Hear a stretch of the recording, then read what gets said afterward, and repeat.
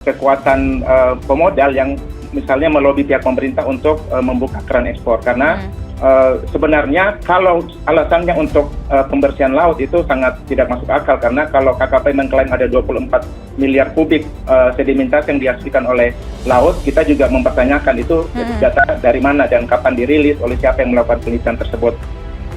Mantan Gubernur DKI Jakarta, Anies Baswedan, menegaskan Indonesia ialah negara yang rentan terdampak krisis iklim. Ia menyoroti langkah-langkah pemerintah Jokowi yang justru tidak sejalan dengan permasalahan tersebut. Bahkan, Anies Baswedan menyinggung kebijakan kontroversial terkait ekspor hasil sedimentasi laut yang diantaranya berupa pasir. Kebijakan ini dinilai semakin memperparah kerentanan Indonesia terdampak krisis iklim. Saat pulau-pulau terdepan rawan tenggelam, daerah pesisir terancam abrasi. Kebijakan yang diambil justru berkebalikan, yakni dengan mengizinkan ekspor pasir laut. Anies menegaskan sudah saatnya semua pihak dengan tegas menyebut bahwa kondisi saat ini bukan lagi perubahan iklim, melainkan krisis iklim. Kuncinya ada pada kata krisis. Ia menambahkan, selama ini istilah perubahan iklim hanya menjadi dalih bahwa permasalahan belum terjadi dan dianggap sebagai problem masa depan. Padahal Indonesia termasuk negara yang sangat rentan terkena dampak krisis iklim. Penangkalan yang dilakukan oleh bisa itu jika bisa menjaga alur pelayaran itu dijaga benar. Itulah yang sentimen itulah yang keluar dari kita kalau kedua ya karena sedimen itu dipakai untuk sedimen itu bikin pembakaran pelayaran ya kan membahayakan pelayaran kandas. Mengatakan bahwa kebijakan ini sengaja diterbitkan untuk memuluskan investasi Singapura ke IKN. Tanggapannya gimana, Pak?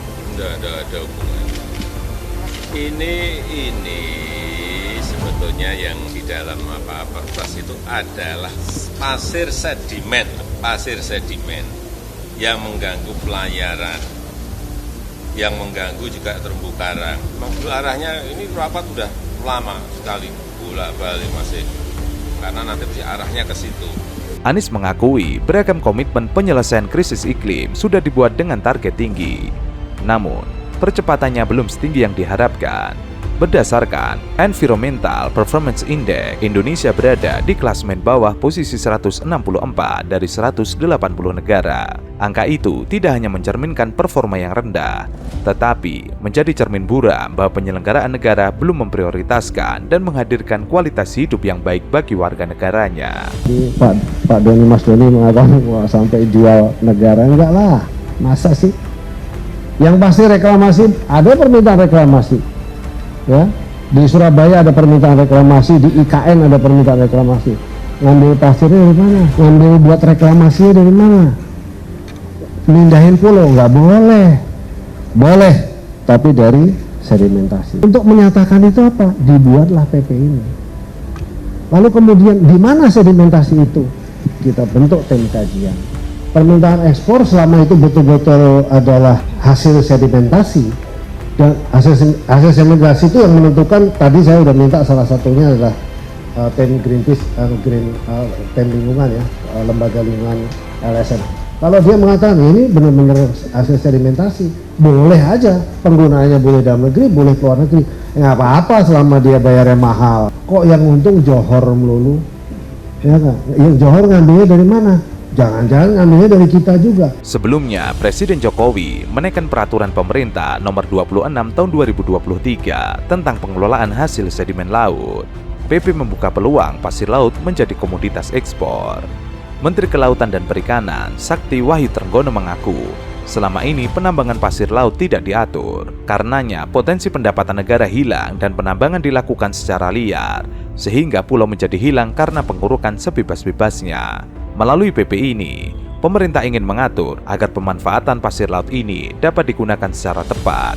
Ia berdalih wilayah Indonesia masih membutuhkan pasir untuk reklamasi. Ia membayangkan seluruh kebutuhan dalam negeri saja untuk reklamasi tidak kurang dari 20 miliar kubik. Selama ini gratis. Tujuannya kalau diminta anggaran terus melalui Banggar sudah kerja setengah mati. Kekuatan pemodal yang misalnya melobi pihak pemerintah untuk membuka keran ekspor karena sebenarnya kalau alasannya untuk pembersihan laut itu sangat tidak masuk akal, karena kalau KKP mengklaim ada 24 miliar kubik sedimentasi yang dihasilkan oleh laut, kita juga mempertanyakan itu data dari mana dan kapan dirilis, oleh siapa yang melakukan penelitian tersebut. Satu-satunya jawaban pasti ini ada kekuatan atau pihak-pihak lain yang berupaya untuk melobi pemerintah agar keran ekspor ini dibuka. Karena kita tahu bahwa negara tetangga kita Singapura itu sangat tergantung atau sangat membutuhkan hasil laut dari Indonesia. Sejak 2000 ketika ini dihentikan, mereka mengalihkan impor dari negara-negara lain, misalnya dari Kamboja, dari Vietnam, tetapi secara ekonomis akan sangat menguntungkan kalau impor itu dilakukan dari Indonesia, bahwa lokasi sedimentasi di laut yang pembentukannya dari alam itu tidak signifikan kalau untuk menjadi sumber material. Kalau dari laut itu sifatnya hanya karena kalau dari laut sumbernya karena ada bencana alam atau tsunami. Jadi sedimentasi yang terjadi di pesisir itu asal mulanya dari darat, misalnya karena ada kegiatan pertambangan dan perkebunan. Sehingga mestinya kalau upaya pengelolaan atau mitigasi yang dikedepankan mestinya kegiatan pembangunan di darat, kegiatan pengendalian di darat yang harus diatur oleh pemerintah, bukan menjaga di hilirnya, tetapi bagaimana proses pembangunan di hulu. Kita banyak mendapat laporan daerah-daerah yang selama ini di pulau-pulau kecil, yang lokasi-lokasi pertambangan justru itu yang terjadi sedimentasi akibat kegiatan pertambangan. Untuk diketahui, keputusan Presiden Jokowi membuka tambang dan ekspor pasir laut semakin banyak dikritisi oleh masyarakat, termasuk Guru Besar IPB Profesor Didin S. Damanhuri. Ia menduga adanya lobi dari Singapura kepada Presiden Jokowi agar menaikkan PP nomor 26 tahun 2023 tentang pengelolaan hasil sedimentasi laut. Jokowi menandatangani PP nomor 26 2023 yang membolehkan kembali mengekspor pasir laut, tentu mencabut Kepres nomor 33 tahun 2002 yang melarangnya. Ini diduga kuat atas lobi Singapura dan oligarki bisnis. Kepres nomor 33 tahun 2002 tentang pengendalian dan pengawasan perusahaan pasir laut yang ditandatangani oleh Presiden Megawati. Untuk diketahui, Kepres nomor 33 tahun 2002 tentang pengendalian dan pengawasan pengusahaan pasir laut ditandatangani oleh Presiden Megawati. Kala itu Megawati ingin mengendalikan bisnis ekspor pasir laut yang merugikan Indonesia. Bisnis pasir laut ini sangat menggiurkan, khususnya di kawasan yang berdekatan dengan Singapura, lantaran negeri Singa itu ingin terus memperluas daratannya. Karena sangat menggiurkan cuannya bagi pembisnis pasir laut di satu pihak dan memenuhi ambisi Singapura untuk meluaskan daratannya dengan reklamasi yang sekarang baru bertambah 12 km. Menariknya, Profesor Didin mengaitkan dengan miskinnya investor yang masuk ke IKN Nusantara.